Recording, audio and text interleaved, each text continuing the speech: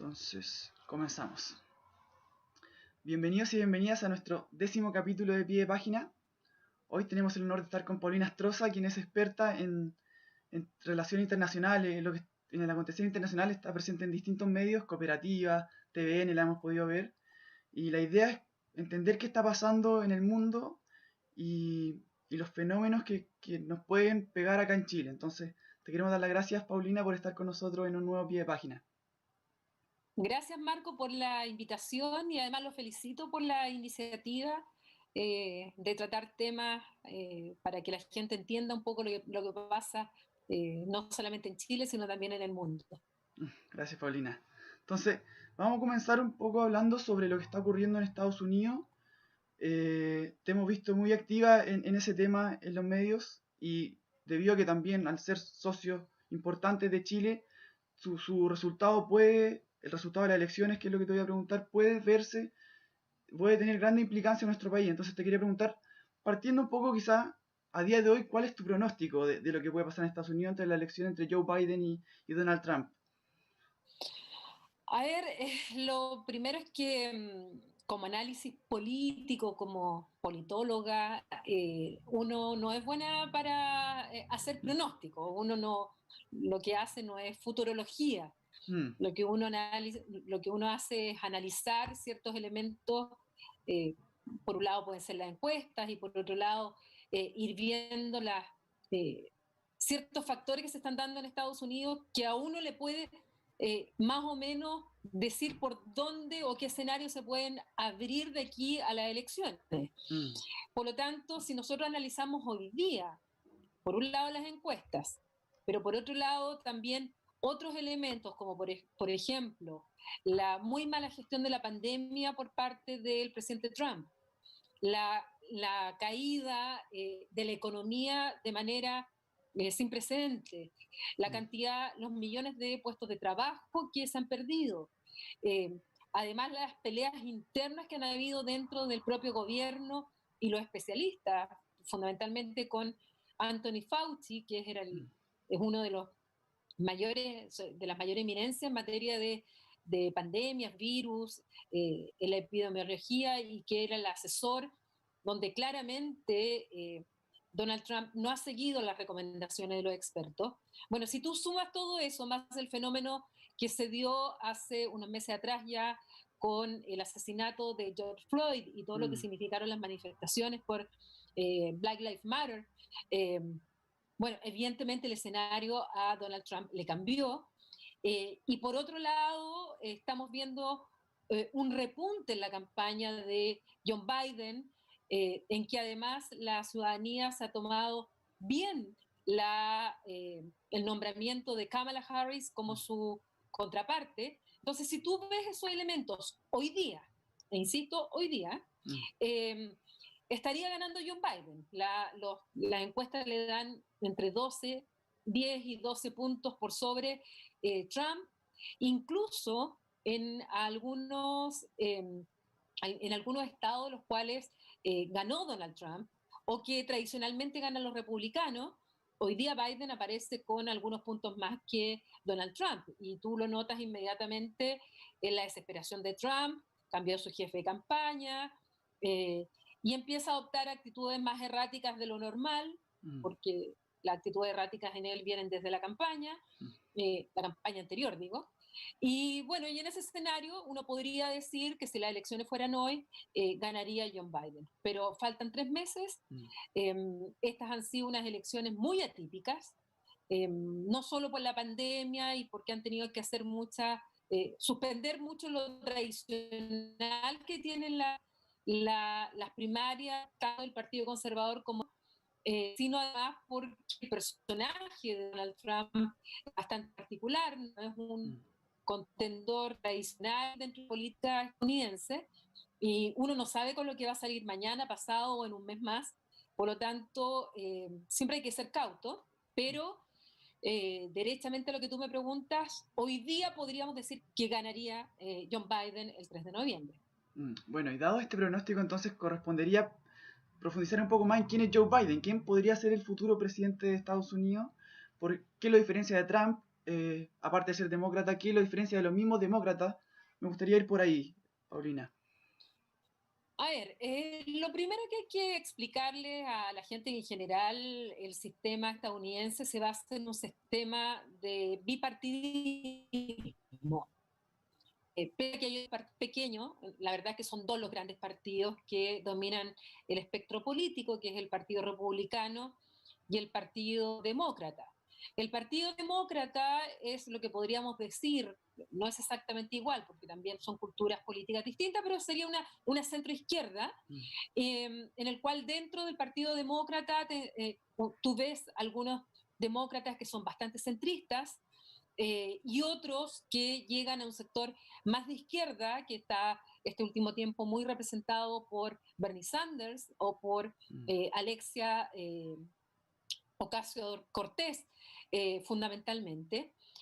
Por lo tanto, te encuentras con un amplio espectro, digamos, dentro del Partido Republicano, y dentro de eso, bueno, John Biden es más bien centrista. Él ha tenido algunas posiciones un poco más progresistas, pero en general está en el centro. Kamala Harris también está dentro más o menos de la línea de centro, y pero con una apertura también, con un discurso que está tratando de ganar votos más a la izquierda, tratando de ganar los votos de Sanders. Eh, Muchos de ellos que no votaron por Hillary Clinton en la elección anterior se quedaron en la casa, o incluso algunos de ellos, algún sector de los demócratas, incluso votó por Trump. Bueno, lo que están tratando de hacer hoy día es evitar eso.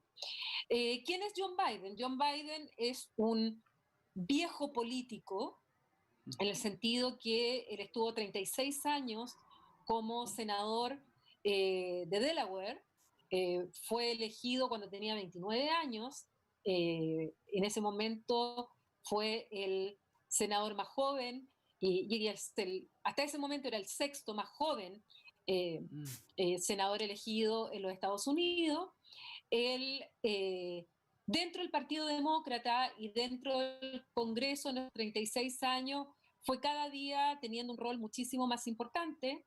Empezó a presidir muchas comisiones importantes dentro del Senado, y dentro de ellas la Comisión de Asuntos Judiciales, y sobre todo la que tiene muchísima importancia es la Comisión de Relaciones Exteriores.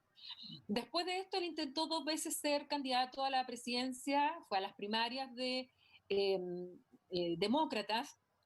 La primera vez él se vio obligado a renunciar porque se le acusó de plagio. Él habría copiado una parte de uno de los discursos a un político británico, laborista, que en ese momento se enfrentaba a Margaret Thatcher, y bueno, salió a la luz este plagio, que además recordó un plagio que él había tenido cuando era estudiante de Derecho, en que también había copiado algunas páginas, y en aquella oportunidad en Syracuse él dijo que no sabía en realidad bien cómo se citaba. Entonces, bueno, fue un escándalo, él se retiró en aquella oportunidad de la campaña, en 1988, luego él se presenta a las primarias cuando en las primeras primarias donde aparece ya la figura de Obama, y le fue muy mal en uno uno de los caucus, en realidad sacó un 1%, entonces en ese momento él ya decide abandonar la campaña, y ahí es donde Barack Obama lo elige como su fórmula como vicepresidente. Entonces, después de este periodo de 36 años de ser senador, él pasa ahora ya a ser 8 de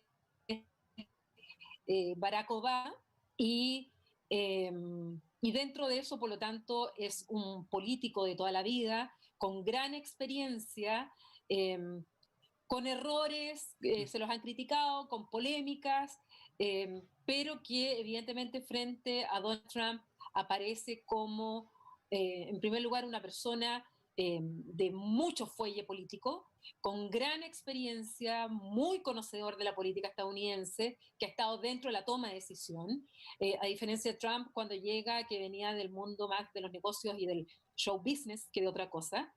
Y claramente él se presenta como un candidato de unidad, quiere romper con esta lógica de la polarización a la cual ha contribuido tanto Donald Trump. Él llama a la unidad, llama a unirse contra la violencia racial, a incluir a las minorías, por eso nombra a Kamala Harris como su fórmula de vicepresidenta. Ella es hija de un jamaicano que al mismo tiempo también tiene orígenes africanos y mamá india. Por lo tanto, toma el guante respecto a lo que significan las minorías y además, por su propia historia personal, que es muy trágica, la historia de Biden. Él se casó y al poco tiempo muere en un accidente de tránsito su mujer y su hija de 1 año, y 2 de los hijos quedaron muy graves. Fue un 18 de diciembre, iban a comprar un árbol de Navidad, por eso que él ningún 18 de diciembre él trabaja. Casi muere uno de sus hijos y resulta que en el año 2015 ese hijo que se salvó de ese accidente muere después por un cáncer cerebral. Al mismo tiempo, Biden sufrió 2 aneurismas cerebrales bastante graves, del cual fue operado, y él pensaba también que su carrera política ahí terminaba. Sin embargo, se ha recuperado. Entonces, la verdad es que él es muy empático y pone mucho el acento también en el tema del cuidado médico, de la salud, y en eso, evidentemente, la gente le cree. Él, cuando habla del dolor, sobre todo en tiempos de pandemia, la muerte ahora, él habla mucho de la ciencia, de la necesidad de los médicos, de especialistas, y la gente le cree. Y eso ha hecho que también gran diferencia con Donald Trump, que trató el virus primero que era eh, bastante negacionista respecto al virus, lo del virus chino, bueno, y tantas cosas que ha dicho Donald Trump. Entonces, el contraste es muy grande entre John Biden y Donald Trump. Bueno, claramente la decisión de elegir a uno y al otro es importante. En ese sentido, ¿cómo afecta también la figura de Biden como presidente, como futuro presidente en esta especulación, en su relación con el resto de los países, con China, por ejemplo, y finalmente la implicancia que tendría que Biden fuese presidente en Chile? ¿Cómo podemos ver eso? A ver, en el caso de las relaciones con China, realmente la pandemia lo que ha hecho es reforzar la entre China y Estados Unidos, ¿ya? Que no parte con la guerra comercial, ¿eh? La verdad es que ya el presidente Obama había llamado atención respecto a lo que estaba significando el auge y el poder de China. Una superpotencia que de repente se ve enfrentada a otra que viene aumentando su poder e influencia en el mundo. Y el propio Obama es por lo mismo que él promovió la celebración del TPP, de este Tratado Transpacífico, y cada en el TPP, incluido Chile, tratar de detener la influencia de China en el resto del mundo. Por lo tanto, ya venía en la lógica demócrata y sobre todo de Obama, que a China había que pararlo de alguna manera. Cuando gana Donald Trump, lo primero que hace es retirar la firma del TPP. Y por eso que después sigue como el TPP-11, porque Estados Unidos quien retira la firma y los otros 11 siguieron negociando y surge el TPP-11, del cual Chile aún no es parte porque todavía está para la aprobación del Senado aquí en Chile.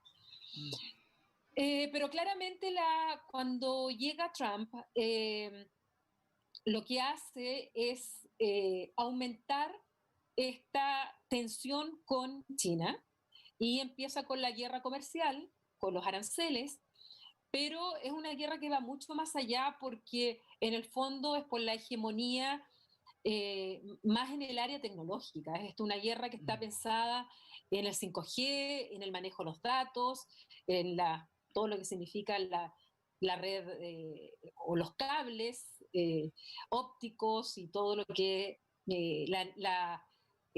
la inteligencia artificial, las nuevas tecnologías, la innovación, ahí está enfrentado fundamentalmente. Entonces, en este escenario yo te diría que con Biden va a bajar el tono de la tensión, pero yo creo que se va a mantener una conflictividad entre los Estados Unidos y China, no del nivel grotesco y torpe de Donald Trump, pero sí yo creo que va a continuar esta tensión eh, con Biden a la cabeza de un futuro gobierno de los Estados Unidos.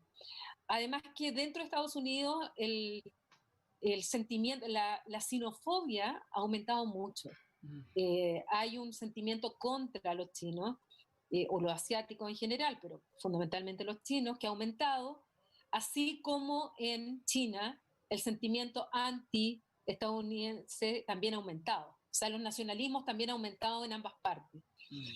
En cuanto a las relaciones con Europa, yo creo que pueden mejorar, porque Donald Trump definitivamente se ha enfrentado a Europa de manera muy dura.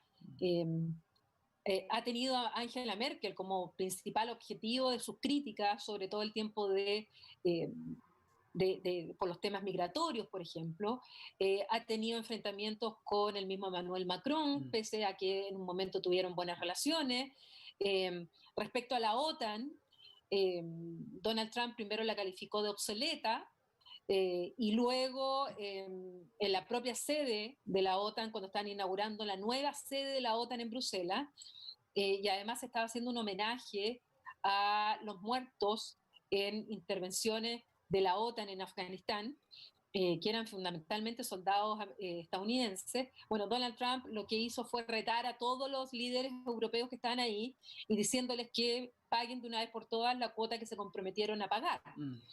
Ha sido muy poco sutil con los europeos, también les ha impuesto sanciones a los estadounidenses, a los europeos, también entró una guerra comercial con Europa.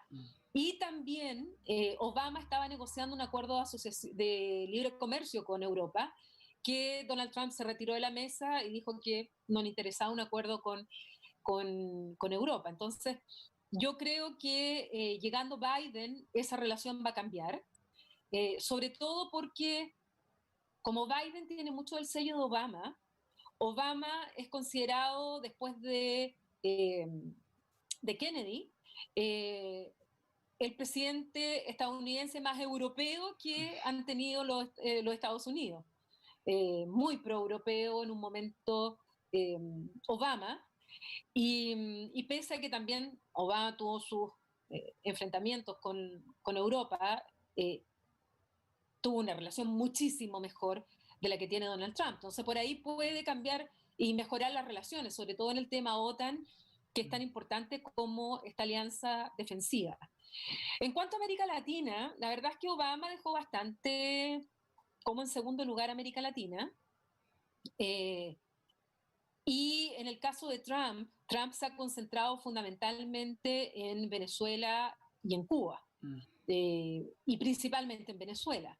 Incluso se llegó a hablar de algún momento que Estados Unidos tenía la intención de intervenir militarmente Cuba. Venezuela, y reconociendo a Guaidó como presidente legítimo y con una presión muy fuerte y con sanciones y con todo lo que conocemos respecto a Venezuela. El resto de América Latina, la verdad es que no somos prioridad para Estados Unidos.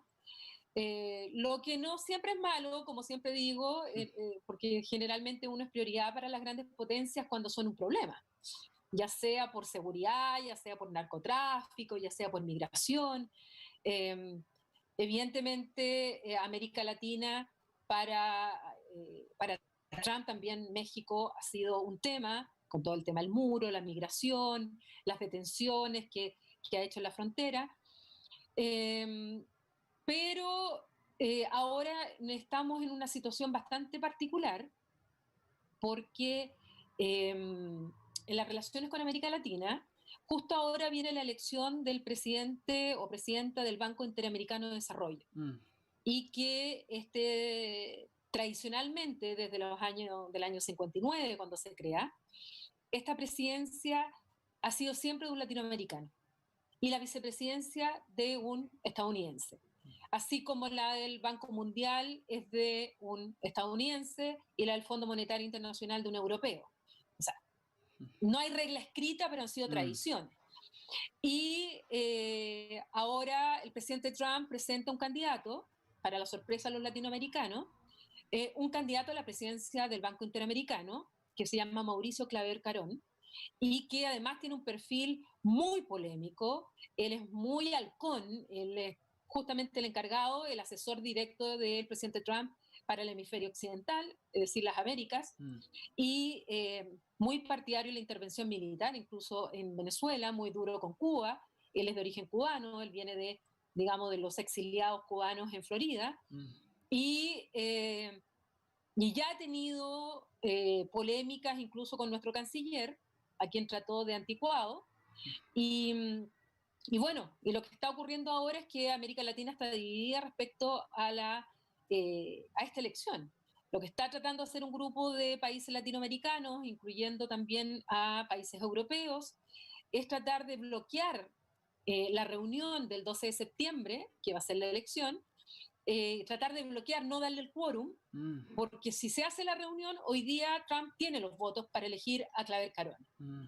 Entonces, lo que están planteando algunos países, incluyendo Chile, es que esta reunión no se realice, no da el quórum, cosa que la elección se postergue hasta marzo, y así hacerla después de la elección presidencial.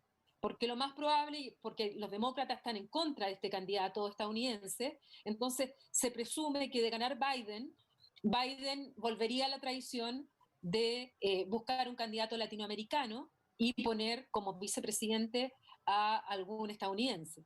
Entonces, pero eso todavía no se sabe, no se sabe bien cómo están los votos, pero eso ya ha creado una cierta tensión con Estados Unidos hoy día y entre los países latinoamericanos también. Bueno, ahí tenemos una implicancia ya de un presidente u otro en ese caso. Te quiero No, claramente. Claro, entonces, te quiero preguntar también sobre este fenómeno que tú mencionaste que partió con el asesinato de Floyd y que generó una movilización muy grande en Estados Unidos. Y te lo quiero como extrapolar a ver qué está pasando en el mundo, porque se ha visto muchas movilizaciones. En Chile tuvimos una, en Francia hubo otra, ahora en Bielorrusia creo que hay una. Entonces te quería preguntar, ¿qué hay de internacional en este fenómeno? ¿Cómo lo ves tú? Desde el año pasado que se han intensificado bastantes movimientos, protestas que comienzan siendo muy masivas, pacíficas, y que en muchos casos terminan de manera bastante violenta y con mucha represión también. No son nuevas, han habido revoluciones anteriores también, pero si nos queremos circunscribir al año, del año pasado hasta ahora, efectivamente, uno puede ver un fenómeno de una ciudadanía que se siente desconectada del poder político, o sea, buscando ciertos patrones, porque todos los contextos son distintos, pero buscando ciertos patrones. Yo te diría que hay una desconexión de la ciudadanía con su clase política, hay un descontento, hay un malestar. Los franceses dicen que hay una grogne, que es como así, como ya la cólera, o sea, ya no es solo malestar, que se tradujo en el movimiento de los chalecos amarillos. También lo vimos en Beirut. En Beirut comenzó el 17 de octubre del año pasado, un día antes que en Chile, y el detonante en Beirut el año pasado fue el aumento del impuesto a las comunicaciones por WhatsApp. Y los jóvenes en Beirut se comunican mucho por WhatsApp. Pero eso fue el detonante, igual que en Chile los 30 pesos del metro. O sea, se vino a sumar a una serie de otros factores. Lo mismo en el caso de los chalecos amarillos, que parte también con medidas del gobierno de aumentar el impuesto al diésel, porque está dentro de los compromisos de Macron en relación al cambio climático y justamente a bajar los niveles de contaminación. Y por eso que se utilizaron los chalecos amarillos, porque la principal revuelta parte con los que utilizan los buses, los camiones, sobre todo en las ciudades pequeñas en Francia. Entonces, que le aumentaran este impuesto al diésel significaba que a ellos les salía más caro y encontraron la forma de cómo expresarlo poniéndose los chalecos amarillos, que son los chalecos de seguridad que tienen los autos. Así parte en el caso también de Francia. Eh, ¿Qué tienen en común? Porque no son las únicas y hemos visto las movilizaciones en Hong Kong también el año pasado, que también están dentro más o menos del contexto. Hubo movilizaciones también en Ecuador, que fueron fundamentalmente de sectores indígenas, porque se les quitó un subsidio que se le daba a los indígenas. Ese fue el detonante en el caso de Ecuador. Y así nos vamos encontrando en que después también hay como un cierto efecto dominó, también hubo en Colombia, incluso hubo movilizaciones en Uruguay, donde normalmente en Uruguay no pasa esto. Hubo también un cierto movimiento en algún momento, pero en el fondo es un malestar de la ciudadanía en contra de una clase política que sienten lejana, que no le ha dado satisfacción a todas las necesidades, que en algunos casos se confunde también con otros factores, como por ejemplo el nepotismo, como el caso de Beirut, con la corrupción, como ocurre en varios países también en el norte de África, se une en otros casos, a que están pidiendo mayores derechos civiles y políticos, como el caso de Hong Kong, de los estudiantes de Hong Kong.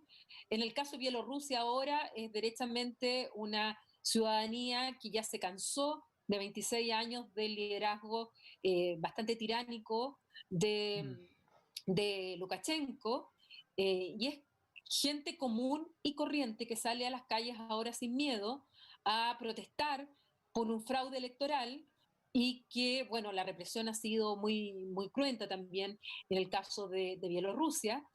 Y así tú te encuentras con este fenómeno que se está dando en varios países, eh, con esta ciudadanía que siente que finalmente la clase política no está a la altura de las necesidades que tienen, eh, y que se manifiesta de distintas maneras y cuyos detonantes también son distintos en las distintas partes del mundo.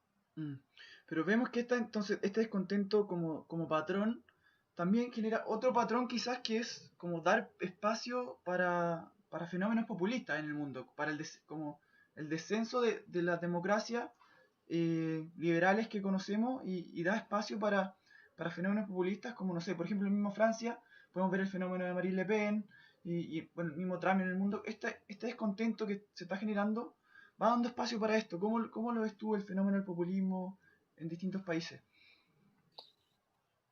En el caso de Europa, venía desde mucho tiempo atrás ya estos partidos, sobre todo ultranacionalistas, como el ex Frente Nacional, hoy se llama Rassemblement Nacional, como agrupamiento nacional, voy a cambiar el nombre.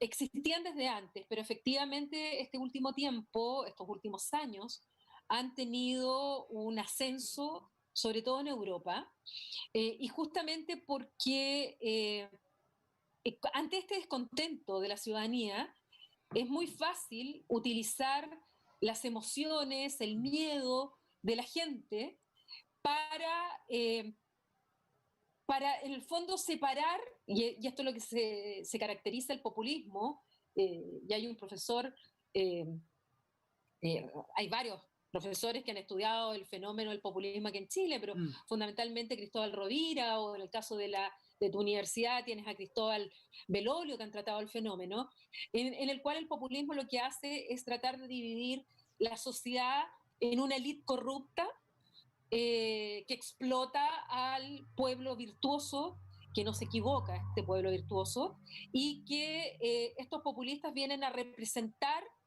esa voluntad de ese pueblo que está siendo eh, eh, aprovechado, explotado por esta élite. Y dentro de esa élite meten de todo, o sea, depende del país, o sea, pueden ir desde los partidos tradicionales.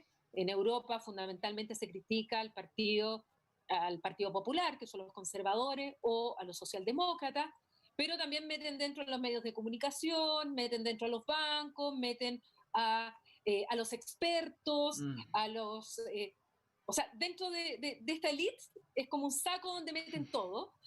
Algunos, en el caso del populismo de izquierda, de Unidas Podemos, lo tratan de la casta, Mm, para referirse a esta élite corrupta. Entonces, obvio, ante este descontento, y además súmalo a, a que hubo un momento en que la crisis económica que parte del 2008 afectó muy, muy fuerte a Europa, afectó muy fuerte a Estados Unidos, se recuperó más rápido Estados Unidos, pero en el caso europeo no. mm, Entonces, mucho de ese aumentó el desempleo, y en el caso de Estados Unidos, lo que empezó a ocurrir también es que muchos empezaron a quedar sin trabajo. Pero, entonces esto lo toma Trump, y Trump dice, bueno, se están quedando sin trabajo por culpa del inmigrante. mm, No porque a lo mejor es una máquina ahora que está haciendo el trabajo del inmigrante. Y aquí viene todo el tema de la eh, automatización de la economía, mm, en el cual no hay una reconversión rápida de aquellos que se quedan sin trabajo. Y tú te encuentras con que el voto de Trump está concentrado en el centro de los Estados Unidos, porque las costas fueron fundamentalmente voto demócrata, y te encuentras en sectores como Detroit, Texas, todo ese sector, donde efectivamente aumentó la cesantía, los salarios se congelaron, y Trump dice, bueno, todo esto es culpa del inmigrante, todo esto es culpa de la globalización, esto es culpa de la integración, esto es culpa de los chinos, esto es culpa de... Y el Brexit le echa la culpa a la Unión Europea, mm. y los nacionalismos en Europa le echan la culpa también. Son anti-Unión Europea, anti-integración, anti-inmigración, y surgen estos movimientos en estos casos cuando la ciudadanía se siente descontenta con su clase política que por lo demás también ha cometido errores, también ha habido corrupción en muchos casos, o que ha habido eh, clases políticas que son endógenas, que ni Mm. siquiera dan tiraje a la chimenea, no se abren a la ciudadanía, entonces la gente dice, bueno, al final no tenemos cabida, y buscan a aquel que les promete la solución fácil. Y ahí surge mucho el populismo, y eso es lo que ha pasado en muchos países. Mm. Bueno, Agustín Esquella da en su último libro, Democracia, uno de sus últimos libros, él ve un descenso, claro, de esta democracia en base a distintos fenómenos. En Chile mismo también encuentra como un descenso del índice democrático, de alguna manera, algo así era el índice. ¿Cómo ves tú entonces que bajo estos fenómenos populistas quedan paradas las democracias en este estado, la democracia a nivel mundial, digamos? Mira, pese a, a que esto que te vengo contando es lo que ha venido pasando este último ¿Mm? tiempo, ha ocurrido que muchos de estos partidos o movimientos populistas finalmente hoy día están perdiendo apoyo popular. Mm, La pandemia ha hecho también que ya no se les crea, porque otra de las características que tiene el populismo, sobre todo de ultraderecha, es que son anticiencia, mm, son antiexpertos. Entonces, incluso en un momento, el ex ministro de Economía de David Cameron, durante el referéndum, la campaña en el Brexit, dijo la ciudadanía está harta de los expertos, mm, porque los expertos le están diciendo que el Brexit iba a ser una catástrofe. mm, Entonces, hoy día en el cual ya la pandemia está demostrando que aquellos populistas que niegan la ciencia, que niegan el apoyo de los expertos, son los países que hoy día están sufriendo de mayor medida justamente la pandemia. mm, O sea, quienes hoy día están sufriendo más la pandemia es Estados Unidos, es Brasil, es México, que tiene también un alto índice de contagio. Entonces, evidentemente, ahí están empezando a perder fuerza. Un ejemplo es Alemania, mm, Alemania en la cual Angela Merkel estuvo en un momento incluso con su gobierno tambaleando, sobre todo por su política migratoria, pero sin embargo, por la gestión de la pandemia, bueno, hoy día Angela Merkel tiene un 75-76% de aprobación dentro de Alemania, y el partido de ultraderecha que había ganado mucho, que es la Alternativa para Alemania, hoy día sencillamente tocó techo, incluso ha bajado en la encuesta. mm, Entonces, estamos viendo que hay que tal vez están tocando techo algunos de estos populismos. Estamos viendo lo que pasa en Brasil, que es otro de los casos paradigmáticos en este sentido, grandes protestas en contra de Jair Bolsonaro, y Y aquellos regímenes iliberales mm, que han surgido sobre todo en Europa Central, bueno, uno de ellos es el Partido Justicia y Libertad, creo que se llama el PiS, de Polonia, y que acaba de haber una elección y su presidente casi perdió. O sea, mm, fueron por décimas que el presidente pudo mantenerse en el poder. Entonces, estamos viendo eso y por otro lado, por ejemplo, el caso chileno, las encuestas indican que, y estudios que ha hecho el mismo PNUD, que la ciudadanía chilena sigue valorando la democracia y ha aumentado incluso el valor por la democracia. mm, Lo que pasa es que los chilenos estamos demostrando un malestar con el tipo de democracia o la forma como se está mm. llevando a cabo la democracia, pero no estamos pensando en un régimen distinto, a un autoritarismo para nada. Las encuestas indican que, al contrario, queremos más democracia. Y eso es lo que también está pasando mucho en Europa y ahora vamos a ver qué pasa post pandemia con todo esto. Mm. Claro, y bueno, este problema de los populistas también denotan una desconfianza en el orden global. Lo hemos visto con el mismo Trump, lo hemos visto con el Brexit. Entonces, ¿qué pasa con el orden global con el fenómeno de la pandemia? Ya que vemos, por ejemplo, en este caso que aquellos populistas que no sé si declaran anti-globalización, pero sí tienen problemas con la globalización, han ido cayendo. ¿Qué pasa con la globalización? Ya que la pandemia también le puso otro problema, por otro lado. Uy, esa es una gran interrogante de qué está pasando a nivel de sistema internacional. Mm, Porque la pandemia pilló mal no solamente a los estados, no solamente nos pilló mal a nosotros, mm, sino que pilló mal también a las organizaciones internacionales, incluyendo a la Organización Mundial de la Salud. mm, En la OMS habían ya informes, estudios que estaban planteando el tema de la pandemia. mm, Hay un video de Bill Gates del año 2016, 2017, donde si tú lo ves hoy día, o sea, Bill Gates dice exactamente cómo viene, justamente cuál era el riesgo que había de una pandemia, de un coronavirus nuevo y que esto hacía necesario que los estados empezaran a preocuparse de ese tipo de fenómenos, que se preocuparan de tener mejor sus redes sanitarias, invertir en hospitales, invertir eh, justamente en todo lo que es el material necesario para enfrentar una pandemia. Bueno, los estados no lo hicieron y ya vemos lo que pasó. Entonces, lo que le ha pasado a los estados también le ha pasado a Naciones Unidas. Naciones Unidas, en el caso del ébola, por ejemplo, eh, el Consejo de Seguridad de las Naciones Unidas intervino mm, y se logró controlar también la pandemia. Eh, claro, no fue pandemia mundial, fue una epidemia en la cual se concentró muchísimo en África, pero es que la actitud también de Estados Unidos en esa época era distinta. Estaba Obama, donde rápidamente puso en marcha muchos programas y fondos para enfrentarse y controlar la pandemia. O que no se transformara en una pandemia, el ébola. Bueno, mm, ahora nos encontramos con la superpotencia de Trump, que no solamente se retira de las organizaciones internacionales, se retira de la Organización Mundial de la Salud, le quita los fondos, eh, se retiró del Consejo de Derechos Humanos, y así mm, encontramos que está en un repliegue de lo que es el multilateralismo, y evidentemente eso hace que siendo la gran superpotencia, evidentemente debilita el multilateralismo y lo que pueden hacer las organizaciones internacionales. Y eso se ha notado. mm, Sin embargo, el resto de los países han tratado de compensar eso, y el primer país que ha tratado de compensar ese repliegue y ese espacio que está dejando Estados Unidos es China. mm, Entonces, lo que hace Donald Trump es retirarse y quitar el financiamiento. Bueno, ¿quiénes aumentan? Los chinos. Los mm, chinos pusieron más dinero. Bill Gates y Melinda Gates pusieron más dinero en la OMS. Los europeos pusieron más dinero. Entonces nos estamos encontrando con un Estados Unidos que se está replegando y además atacando instituciones que el propio Estados Unidos creó después de la mm, Segunda Guerra Mundial.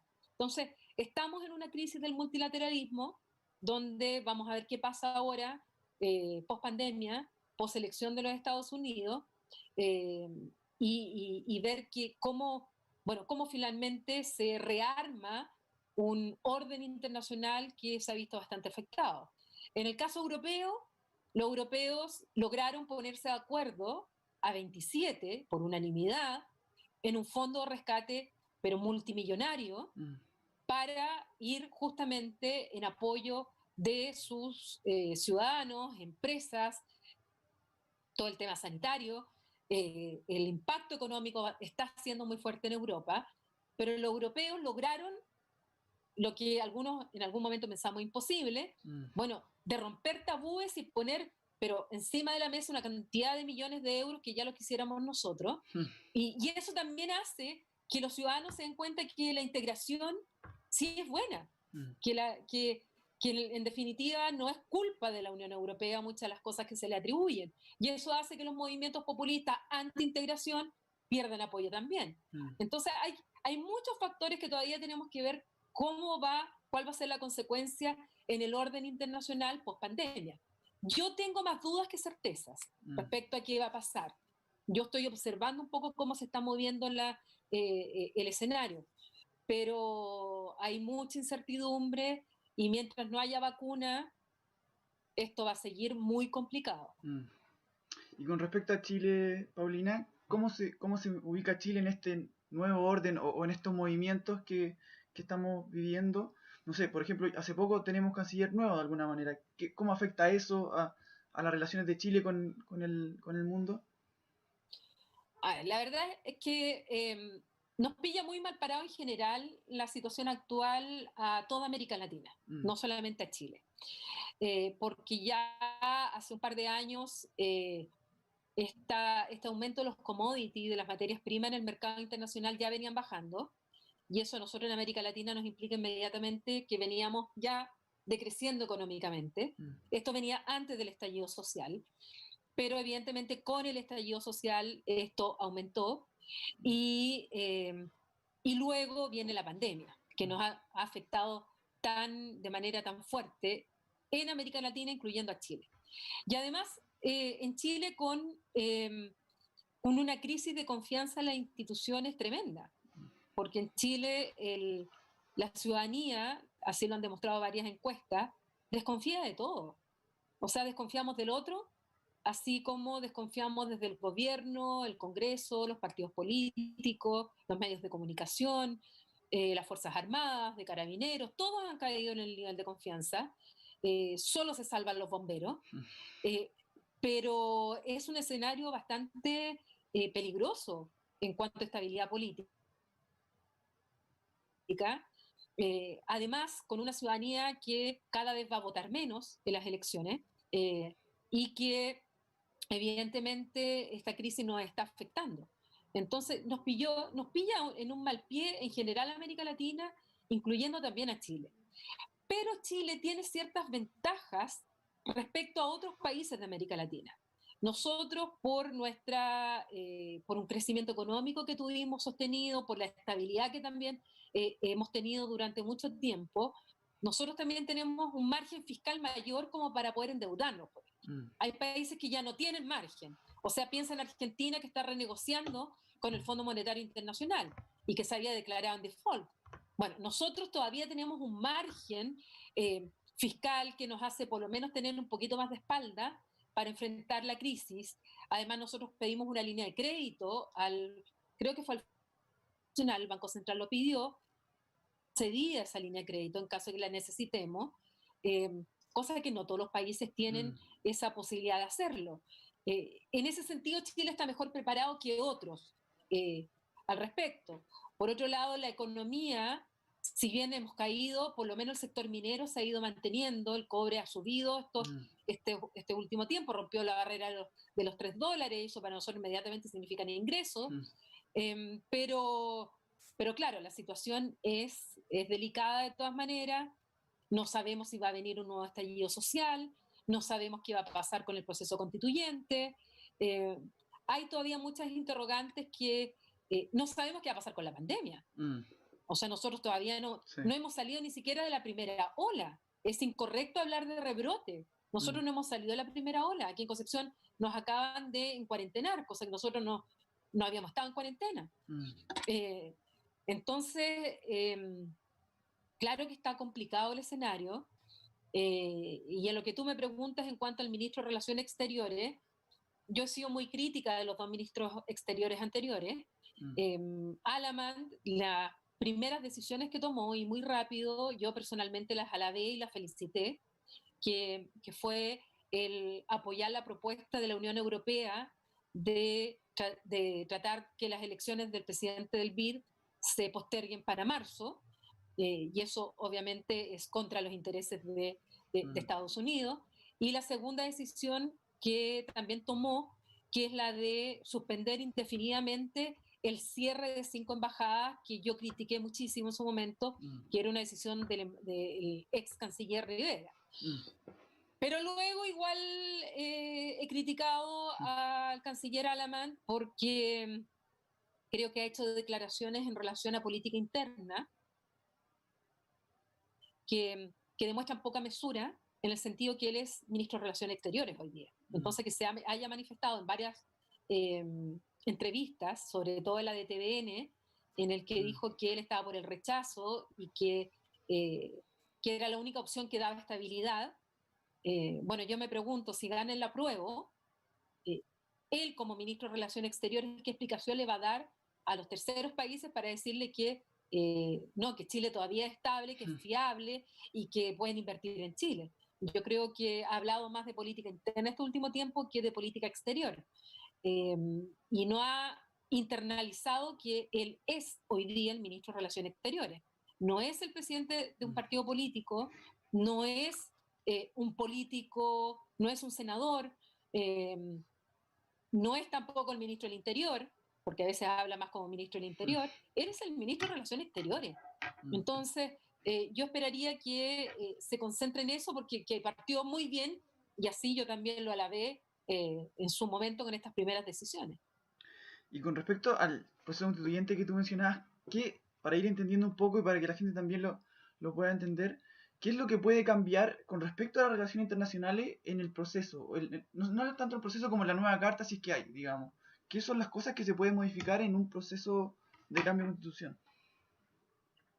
¿Pero en qué sentido? ¿En que cambiemos algo en la Constitución en Claro, relación a las relaciones exteriores? exacto. ¿O la percepción de Chile afuera en relación a un cambio constituyente? Más la primera parte, yo creo. ¿Dónde va la pregunta? Más la primera parte con el fin de entender lo que se está en juego en relaciones exteriores, por ejemplo. A ver, yo soy partidaria, en primer lugar, de... Yo critico el hiperpresidencialismo que tenemos. ¿Ya?